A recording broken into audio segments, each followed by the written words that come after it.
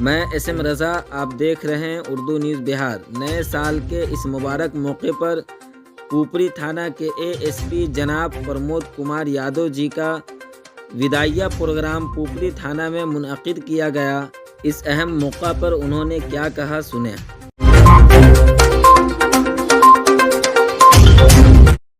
और हर कोई ये कहने लगता है कि ये हो गया वो हो गया, तो पुलिस वालों को हमेशा ये दिमाग में रहता है कि ये हमारा काम थैंक यू जॉब की तरह रहता है, तो हमें थैंक यू नहीं बोलता है। लेकिन एक मूवी आई थी मुन्ना भाई एमबीबीएस, उसमें स्वीपर को जो डेली झाड़ू लगाता था उसका तो काम है, ठीक है, उसकी उसको सैलरी मिलती है, लेकिन उसको अगर थैंक यू बोल दिया जाए तो वो काम उसको जितना अंदर से खुशी मिलती है वो शायद ही उस सैलरी उसको पूरा कर पाए। तो काम तो हर कोई करता है, हमें सैलरी मिलती है, जो काम मिलती है, हो सकता है जो प्राइवेट भी काम करता है उसको अपनी सैलरी मिलती है,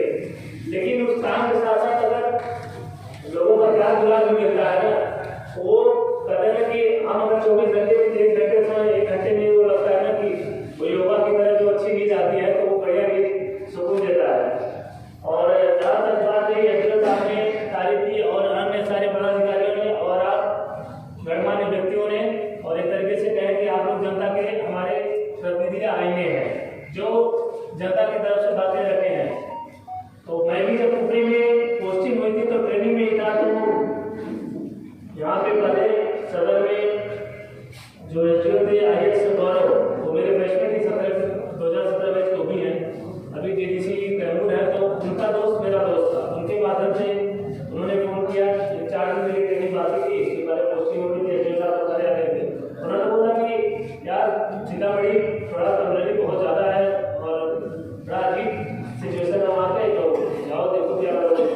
मैं एक ही चीज़ बोला कि अब मेरे से पहले भी ऑफिसर वहाँ काम किए हैं, मेरी बात भी करेंगे और जनता ही है वहाँ पे,